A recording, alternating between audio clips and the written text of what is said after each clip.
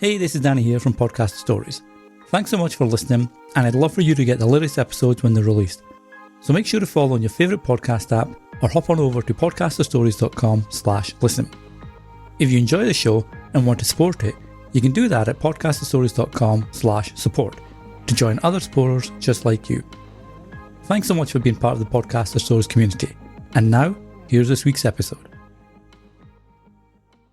I did draw a little bit from my childhood, and I was thinking about this. I was kind of prepared to answer this question, and I didn't really know which way I wanted to go with it, because there are things that I definitely pulled from my childhood and I put into that book. But for the most part, I wrote about the life that I may have wanted at that time when surviving the abuse. So I was acknowledging that the abuse was there, but I wish that it may have gone a little differently. Hi, and welcome to Podcaster Stories. Each episode will have a conversation with podcasters from across the globe and share their story, what motivates them, why they started a show, how they grew the show, and more. We'll also talk about their personal lives and some of the things that have happened that have made them the person they are today. And now here's your host, Danny Brown. Hi, and welcome to another episode of Podcaster Stories, where we get to meet the people behind the voices of the shows we listen to. This week's a little different. I'm chatting with my wife about her podcast, which is about to go through a sort of rebrand and relaunch. So it should be a bit of an interesting conversation. So Jaclyn Brown, who's the host of Mental Health and Me, which is about to change. How about you introduce yourself and your podcast to the listeners? Sure. Hi, my name is Jaclyn Brown, and I host the show Mental Health and Me, or I used to. It is about my mental health journey, really, and it came from my blog, which I think we're disbanding that too. So there's a lot of changes that I think we'll probably talk about today. But yeah, so it's basically just my journey with anxiety and depression and the ups and downs with those two mental illnesses and how they impact me, how my mental health impacts my family, and also how my family's mental health as well. I talk about my journey, but I also talk about theirs, because 3 out of 4 of us have been diagnosed with our own mental illnesses that are similar and different, all in the same. So yeah, it's quite the roller coaster of emotions, we'll say. And also we have 3 dogs. We don't know what their mental health is like. So it could be a higher ratio than the 3 out of 4. That is true. So how did the idea for the show come about? You mentioned that you have a blog, which is sort of gone into the background, sort of disappearing into the ether to concentrate on the podcast. But how did the idea for the show come about? Well, that's all thanks to you, actually. When I first had the idea of doing the blog, the Mental Health and Me blog, it was because I wanted to write my journey, and I'm really good, or I used to be. I'm up and down with my writing skills, we'll say, but I used to be really good at writing, and so I wanted to write this blog and encourage other people to talk about their mental health as well, because there is this stigma, and I think it's less so now, but there is a stigma around mental health, and should it be, should you go to the doctor for your mental well-being? Well, yes, you should. And should we be comfortable talking about it? Well, many of us aren't. We've got like Bell Let's Talk Day, which is 1 day a year, but we should be comfortable enough to talk about it, whenever. And so my blog was like an outlet for that. And then one day you had said to me, you should really turn this into a podcast, and let me show you how to do that. And I thought, yeah, that could work. That sounds really good. And I wanted to, and so I started to do the podcast. I think even once we had an episode of you and I discussing our mental health and together, and then the rest was just me sort of talking to myself, and that would be the answer to your question. That's sort of how the show began. we'll get to where it's going in further. I don't want to answer your next questions before you ask them, but yeah, that's how it came. I started the blog, and then you suggested the podcast, and here we are. And what did you find easier? Do you find writing about it easier, talking about it via podcast, or a little bit of both? This is difficult. There are days when I find writing much easier. When I find I have something to say, it's very easy for me to just go and write it down. And so blogging about it can be easier when I have something to say. I don't always have something to say, and so maintaining and updating a blog felt very challenging, especially trying to stay on topic, because there's so many aspects to my life, not just my mental health. So I found that to be challenging. Talking about it is easy when you have someone to talk to. And so I found when it was you and I having a discussion, it was easy and it was natural. Recording a podcast that I was doing myself, it felt very unnatural and it felt forced. And I mean, like, I get nervous anyways, even just talking to you right now. I'm there, I feel my nerves, but by myself, there was a lot of extra pressure to be perfect and to get it right. And what am I saying? And what if I mess up? And do I script this or do I not script it? If I script it, then it sounds like a robot. If I don't script it, then like, what if I go way off topic and I forget the whole point of it? So, I mean, there was a lot of pressure when I was podcasting alone. And so I didn't like it. I'll say that. I mean, the show, I liked what the show was about and I liked the idea of it, but the actual doing it was very difficult for me. So if it's between the two and it's just me, I'm going to say I much prefer to write than to speak about it. But And I think I can speak to that nervousness. I know, like, we're recording on Squadcast, which I always use for my guests, and that's got a little video green room, and you wanted the camera switched off while we're chatting with each other, even though we're basically next door to each other via a single wall. So I can definitely allude to that nervousness you mentioned. well, yeah, and we're married, so I shouldn't be nervous with you. And for our listeners right now, we are not in the same room. We are sharing a wall, like you said, so we can't see each other. So it would make sense to have the cameras on so we can see each other while we're talking on our separate microphones. But I'm happy to look at you and have this conversation with you. But when I turn on my camera, that means I'm going to be looking at me and I would get distracted by me and I behave so like I just unprofessional, we'll say. So it was like, you know what, this is going to go way better if I turn off the camera. Now, you mentioned also your preference primarily for writing if it wasn't a co-hosted show or a conversation on a podcast.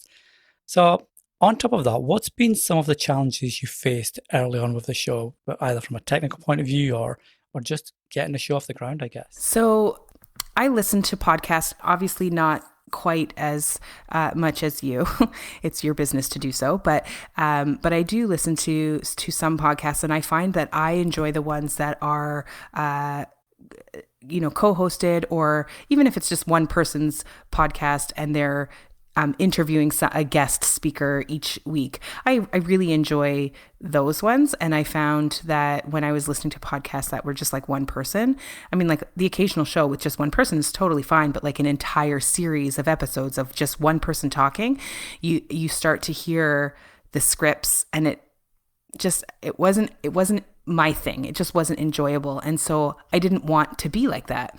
That's one of those things that when you want to do something, you emulate the things that you like. It's the same as when writing a book. If you want to write a book, you tend to write in the genre that you like to read about because that's your thing. That's what you know. So it makes sense for, in the podcasting world, it's the exact same thing. And so I just found it really, like, those were my challenges. Like, how do you get a podcast off the ground when it's just you and you don't really enjoy listening to podcasts with just one person?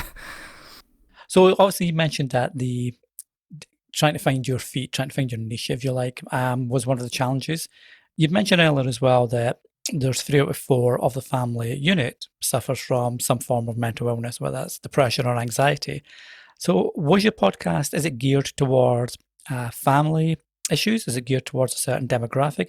Who would your audience be for the show? Wow. Um, I guess anyone who suffers from mental illness, I would like to gear it towards them, but that's a very big audience. So I niche down to depression and more so anxiety than depression, but I do talk and sort of dance the line between both of them and how they're both related to me and how one impacts the other because I have both, and so I would like to gear the show towards people in the same scenario because it's very, like even anxiety, you suffer from anxiety and I suffer from anxiety and our son suffers from anxiety, and between the three of us, no two of us are the same, and our symptoms are not the same, and our triggers are not the same, and our outbursts are not the same. So when we talk about it, we have very different things to say, and so I would like to put that out there really to anyone who does not suffer from anxiety. And right now, I don't think that's anybody, but to anyone who doesn't think that they suffer from any sort of mental illness, give us a listen because you'll get to see what, how different things are for people who do suffer.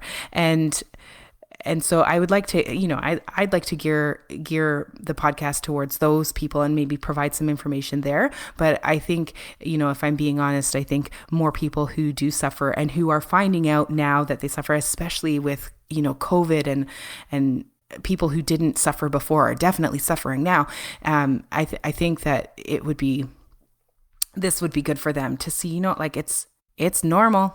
It's the new normal. It's the old normal. It's normal to suffer, and we all suffer differently, but that doesn't make, one person's symptoms or, one person's anxiety worse or stronger than somebody else's. You can't really compare is what I'm saying. So just hear us out and hear how we differ, and maybe you'll learn something. And I think that ties perfectly into a blog post that you wrote on your Mental Health and Me blog a couple of years back. I think it was maybe 2-3 years, called The Glass Box. And that was a very broad descriptive term of what suffering from depression and anxiety feels like. And that I know the response that you got from people, either when it was shared on Facebook or got in touch with you via email, etc. People were sharing how it touched them because it spoke to different aspects of mental illness. So I think that's, like you said, it's a key point that it may be a show about mental health or a show about depression or a show about anxiety, but you've been like dealing with this for 20 plus years now. So you bring out a wealth of experiences that anybody can sort of tap into, if you like. Yeah, and it changes too. Like if you asked me 20 years ago, when I was just finding out finding out the symptoms and what it actually meant is very different to what I'm suffering now. It changes, but it doesn't go away. And it can get better. Like you can have your better days for sure. And you can have better months even and go, yeah, I've beat this. I'm doing great. And then all of a sudden something happens and you sink right back into that zone. And so it's good to know what your triggers are. And it's also good to be aware that those triggers will change. They will. And I could talk about this forever. Now, you mentioned COVID earlier, and a lot more people are now realizing or becoming more aware of their mental health and why it's important to stay on top of it, if you like. What's been some of the challenges you've found, both as a person that suffers from mental health issues and as a parent of a kid that also suffers from mental health issues during, say, lockdown, during pandemic? What's been some of the challenges that you've had to overcome? So this is interesting because if you were to ask me, what are the challenges that I've faced, with the lockdown and because of COVID, my anxiety has actually gotten much better because a lot of my anxiety has been social related, and it's called social anxiety. And so, and you can certainly read about it in that Glass Box post. But I find that when I'm around more people, I am way more anxious because, it's my trigger, right? It's the thing that makes me paranoid. I'm overthinking all the things. And so now that I'm isolated and in lockdown, and we moved so far from everyone we know, I mean, like, I miss people, but I still get to call them and video chat and Zoom and whatever. So I still get my social without actually having to enter their bubble. And so I've been doing, much better for the most part, with lockdown. However, my son is different. And so he's taken quite the turn, over the last little while, especially. He's a very social being, and he's a very competitive being, but he's always been like a social kid. And so he needs his classmates, and he needs his soccer team, and he needs his extracurriculars, and he needs people. And right now he only has our house, and he doesn't, he doesn't go to school. He's in online learning, and he doesn't have a soccer team, and he doesn't have the things that he needs for his sanity. And so I can see it taking a toll on his mental health, and it's been very difficult to parent. I'll say, like, to be strong for him, and to coach him, and to, like, I always remind him that it's okay to feel the feelings he's feeling, good or bad. You're entitled to your emotions and to just have them. But it's so hard when many of his emotions are negative now, when he's like the happy kid. And to answer your question in a nutshell, it's very difficult. And it's interesting. I was reading an article a couple of weeks back that was on about the physical aspects of COVID and the long COVID. So you may recover quickly from the infection, but the long-term damage to, say, lungs, heart, etc., is still to really be determined, and what that could look like. But it was an interesting piece that looked at what this generation's mental health will look like in 10 years or 20 years' time, when we start to look back and we will look at generations and impacts of mass effects. And the concern at the moment is, to your point, kids that are normally social butterflies or really need that social interaction that aren't getting that at the moment. What's the impact going to be on them, and what kind of adults are they going to become? And, is that going to place a big sort of stress on mental health resources in the next 10, 15, 20 years? Yeah. And, I'd be interested in seeing what happens to our other child, for that matter. Like, our daughter is also very social. She's a little social butterfly, and always been like the popular kid in the class, and everybody comes to her birthday parties. And, but she just has been coping much better with online learning and with social distancing and with all that. She's gets on Messenger Kids or whatever, and Facebook's with her friends, so she still feels like she's getting that social element. And online learning, she turns on her camera and she's like looking at all her friends, and so I feel like she's in the same room with them, and so maybe it hasn't been as hard on her. But who knows? Like you said, the long term, maybe now she's doing great, but like 10, 15 years from now, she might need therapy, but don't we all? No.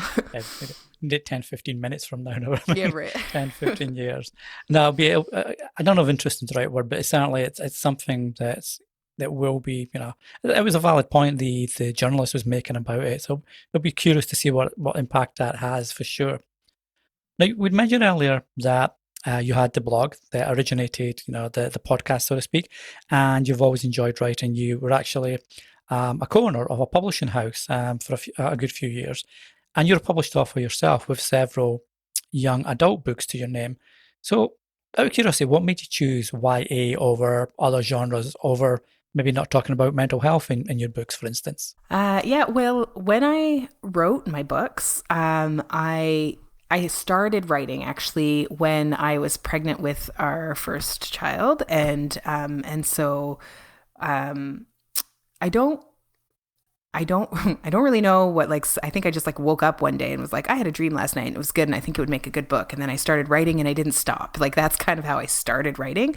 But I say, like, and I said this earlier in the show too, if you want to write a book, you write what you know, right? You write what you would want to read. You write what you would enjoy reading about. And at that time in my life, I read a lot of young adult. I read the Harry Potters, I read the Twilights, I loved young adult fiction. And so it made sense for me at that time to write young adult fiction. Now I read my genre of choice is actually thrillers. And so if I were to start writing again, it would make sense for me to write a thriller. However, I don't think that's a good idea because in order to write a thriller, you need to know like the laws of, I don't know, like police academy and detective work and murder and all these things that I enjoy reading about, but have no background and no, I'm not going to get any experience doing any of those things. So it doesn't make sense for me to continue writing. But yeah, that was why I wrote young adult fiction back, oh gosh, like 15 years ago, when I was reading all of the young. It's been a really long time since I wrote AD. I don't know if you put that in perspective, but I can't even remember the last time I wrote fiction. So now I'm thinking of young adults being part of the Police Academy movies. Yeah. Like the comedy movies. That anytime Police Academy is mentioned, I always sort of jump back to, so was it Steve Guttenberg, I think, was one of the main guys in the movies. One of my favorite series the early ones anyway. Well, that's funny that you think of that, though. Like, I guess I have a number of friends who've been through actual police academy, and it's not at all like the show. So when I think police academy, I think like the real thing. Well, Police Academy was the real thing, wasn't it? I'd have to go back and watch. That maybe had more mishaps, but than your average Police Academy. Not like shooting. The Three Stooges, they're real too, right? I don't know. King Kong. Yeah. Now, one of your book series, because you wrote, as you mentioned, you were focused on young adult, and you actually wrote a book series that was about a young teen who has an abusive childhood and how that impacts her outlook on life and her personality. So how much of that was drawn from personal experiences? Because when I was reading it, I saw some parts I thought, that seems kind of like familiar, if you like. Yeah. So the series that you're talking about, that was the first book and set of books that I ever wrote. And so for the record, those were never published. They were just, that was just a project I did for myself. And I made sure to get them bound and look pretty so that, we could read them in proper format instead of a Word document, but it was not published. So it's not out there in the universe. But for those who did read it, I did draw a little bit from my childhood, and I was thinking about this. I was kind of prepared to answer this question, and I didn't really know which way I wanted to go with it, because there are things that I definitely pulled from my childhood and I put into that book. But for the most part, I wrote about the life that I may have wanted at that time when surviving the abuse. So I was acknowledging that the abuse was there, but I wish that it may have gone a little differently. And I guess an example of this is I never had a good relationship with my brother as a child, as an adult. Like we were never friends. We never had a good relationship. We never had a strong bond.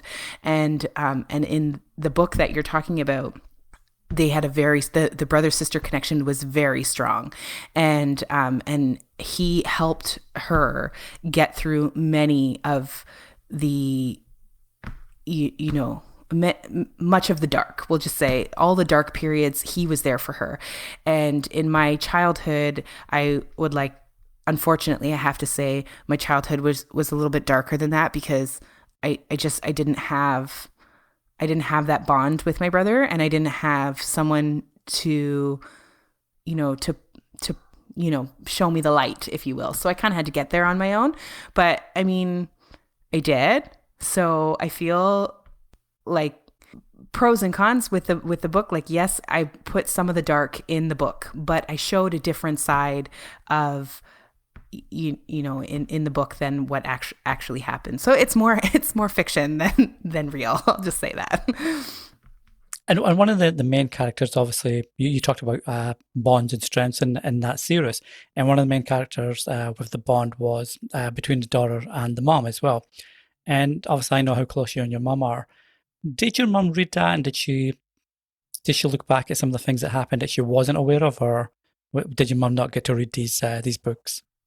My mom read them, and she was very proud of me actually for opening up in there. But she said it was very emotional for her, and it was very difficult for her to read some of that because of how honest it was. Now, I will say, I kind of wrote the mom out of the books, and that was just easier for me when I was writing them to say this series is about this girl and her brother and how they are dealing with their high school relationships, and that's it. And so I ended up writing the mom out of the book by just saying that she worked all the time. So she was like she wasn't dead, she was totally there, but she wasn't a part of the kids' life because she had to work to support them, she had to work to put a roof over their heads. So she was like those kids basically raised themselves while the mom was financing it, and that was just how I wrote the book. But my mom, as hard of a worker as she is, I don't remember a time in my life when she was not there for me. And I think that's very different from what I portrayed in the book. And I made sure to tell her that afterwards. Like, I wrote her out because it was easier for me to write the story about the two siblings without a mother interference, because that's not what the story was about. So, like I said, in my life, my brother and I were not close, so my mom and I were, and we, of course, we had our ups and downs, we weren't always as close, but I don't remember her ever not being there. So you mentioned that the book, obviously, it drew from some experiences. Some were fictional, and some are how you wanted it to happen, with either, the brother sister dynamic, and it was a different dynamic with your mom. Because you're so close with your mom now, I guess you've always been, but certainly now. Are there any lessons you've learned from that time that you spoke about in the book, if you like, to now and raising your own children now that you're a mom of two yourself? Oh, um, it's funny. How can I don't even know how best to answer this. What I've learned from my childhood and how I parent my children. Um, I want to say I learned what not to do. I shouldn't say that because my mom is awesome, but I know, I know that I show my kids every day how much I love them and how much they mean to me.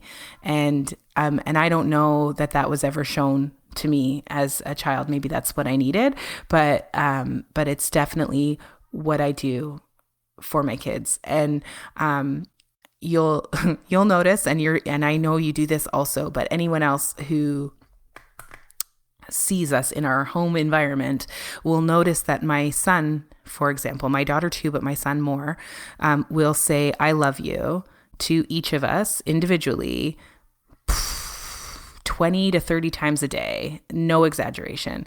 And every time he says it, we say I love you too.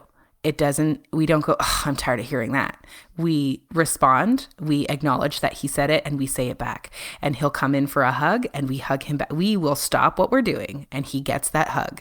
And my daughter, like I said, she does it too, but I think she almost does it just because her brother is doing it. But he does this, and I think, I don't know if it's something that I learned to do or not to do from my own childhood, but I make sure to, no matter how busy I am, I make sure to reciprocate those hugs and those I love yous, because I think they are super important, and they are for sure what we need in this house. And I'm wondering, I know exactly what you mean. Obviously, I'm in the house too, so so I know exactly what you mean. But I'm wondering if you mentioned that our daughter doesn't, say it as often, even though we know she does love us. But I'm wondering if that boils back down to your point earlier, that she has the almost physical daily interaction with her classmates and friends that our son doesn't. So maybe the physical interaction he's getting from the love and the hugs that he initiates each day or each time. I mean, it could be, but I know that he was like this even before the lockdown and even before COVID. And even when he was going to school every day and in soccer, in his rep soccer league and doing that 3 or 4 times a week, like he still needed to say that he loves us, and he still needed to come in for hugs for no reason. And I love it. But I think our daughter is a little different just in that I think she doesn't need to say it. She knows it. So, and I can see that in her, because if she ever felt unloved, we would know. We would certainly know. She would make sure we knew that she was not feeling as happy or as loved as her brother. She would tell us. But yeah, I think. I don't know. Maybe it could be me. It could be me too, because I know I'm the type of person that says I love you all the time, and I like hearing it back. I love you. I love you too. I think it's important. And I know with my ex partners, I can think of one in particular where I would say it and he wouldn't say it back. And I'd be like, what's wrong? Like, don't you love me? And he's like, I don't feel like I need to say it. Like, you should just know that I do. And it's true. Like, we should just know this. If we're showing it, we don't have to say it. And I think that's where our daughter is. But our son, just like me, needs to say it and hear it back. And so we give him that. That I don't think it has so much to do with COVID. Maybe it might be enhanced because of the lockdown, but I think it's something ingrained in us.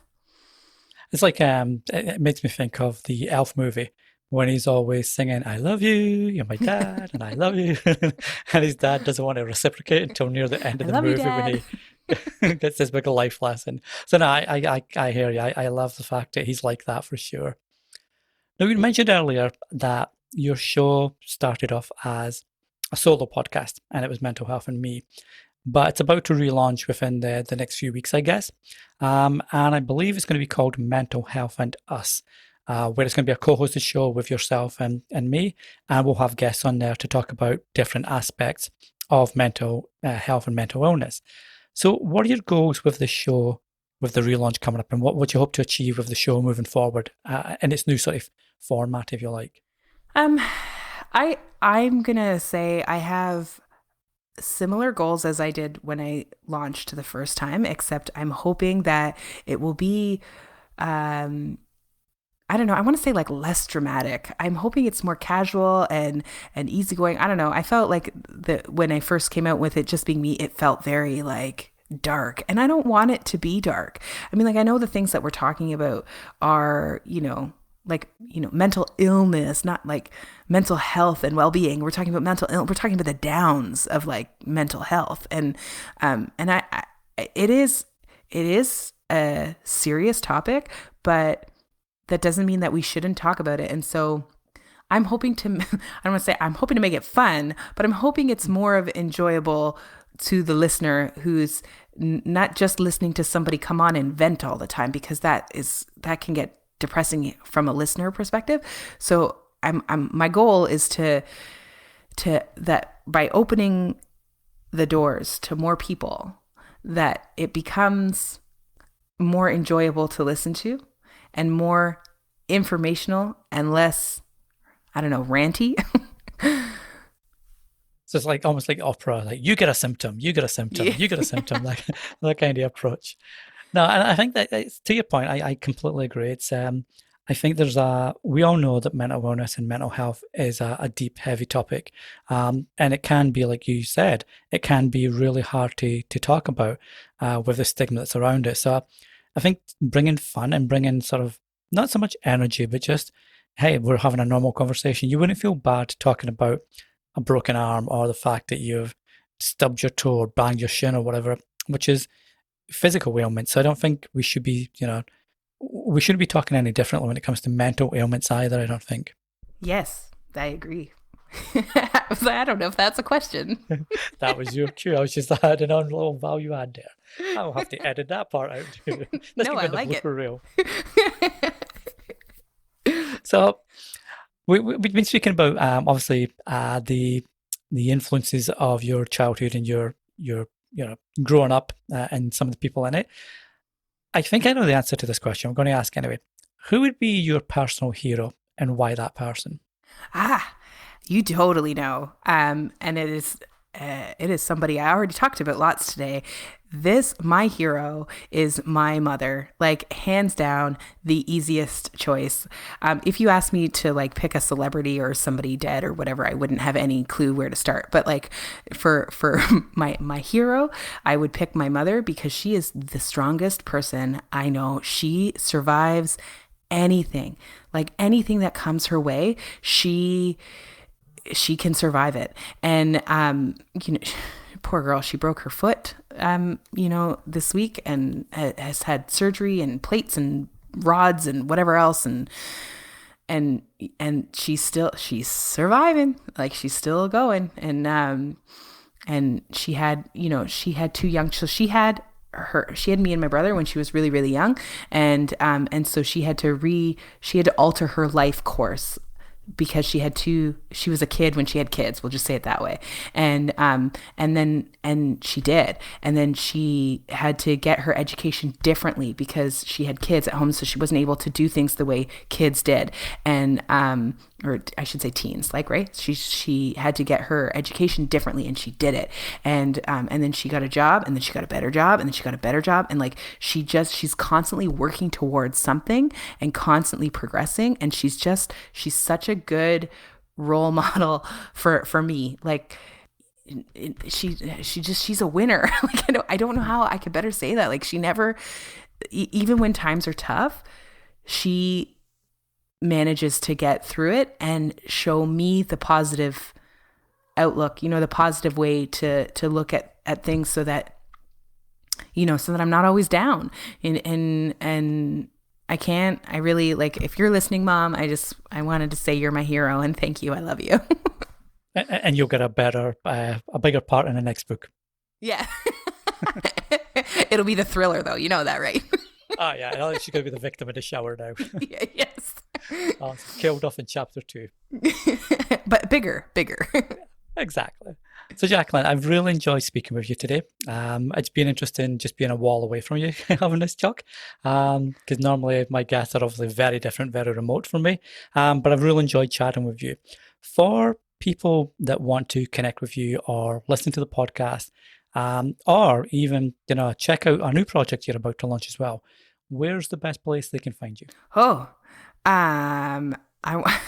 You know what? I want you to answer this question because we've done so many changes. I don't even know like what my email address is anymore.